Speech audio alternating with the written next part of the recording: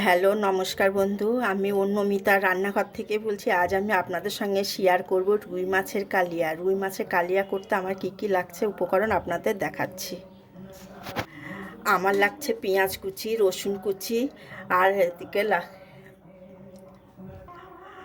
লাগছে নুন, হলুদ, ঝালের গুঁড়ো, জিরে বাটা, আদা বাটা, ধনে বাটা, আর লাগছে গোটা জিরে আর টমেটো সস দিয়ে আমি কিভাবে করি আপনাদের দেখাচ্ছি। অবশ্যই লাগছে মাছ। প্রথমে আমি মাছগুলোকে ভেজে নেব। এবার কড়াইতে দিয়ে দেব তেল। তেলটা গরম হলে মাছগুলো ছেড়ে দেব। এবার তেল তেতে গেছে, একটু নুন দেব যাতে মাছগুলো ভেঙে না যায়। এবার আমি একে একে মাছগুলো ছেড়ে দেব।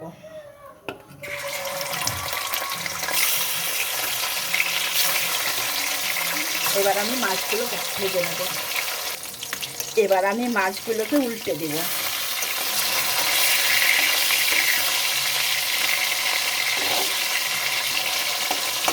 এক দিকটা ভাজা হয়েছে, আরেক দিকটা ভালো করে ভেজে নেব। এবার আমার মাছগুলো ভাজা হয়ে গেছে। এবার আমি মাছগুলোকে তুলে নেব। সব মাছগুলোকে এবার তুলে নেব।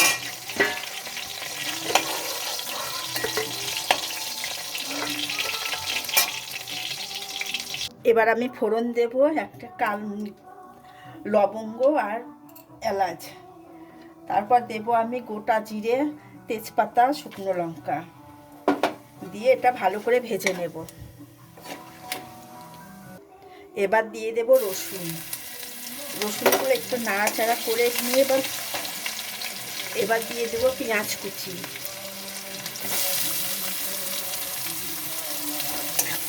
দিয়ে এবার ভালো করে এটা ভেজে নেব। এটা ভালো করে ভেজে নিয়ে এবার পেঁয়াজগুলো আমি হালকা করে ভেজে নিলাম। এবার দেব টমেটো, একটা ছোট টমেটো দিয়েছি। এবার আমি একে একে সব মশলা দিয়ে দেব। প্রথমে দেব স্বাদ মতো নুন, হলুদ, ঝাল, জিরের গুঁড়ো, ধনের গুঁড়ো, আদা বাটা দিয়ে এবার আমি ভালো করে নাড়াচাড়া করে নেব। এবার দিব আমি টমেটো সস। এবার দিব একটু চিনি।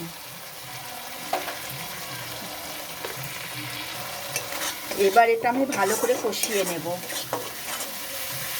যতক্ষণ তেল না ছাড়ছে ততক্ষণ কষিয়ে যাব।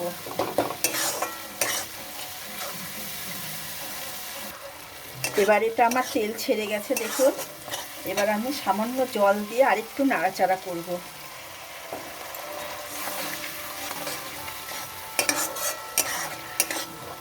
এবার আমি আরেকটু কষিয়ে নেব। এবার আমার কষানো হয়ে গেছে। এবার আমি মাছগুলোকে ছেড়ে দেব। মাছটা সেদ্ধ হওয়ার জন্য আমি একটু জল দেব। এবার মাছটাকে আমি একটু ফুটতে দেব।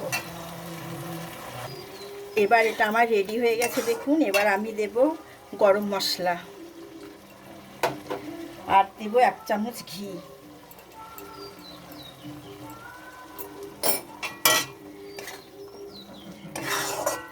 এবার আমি নামিয়ে নেব। ফুটে উঠলে নামিয়ে নেব। এবার আমার রুই মাছের কালিয়া রেডি।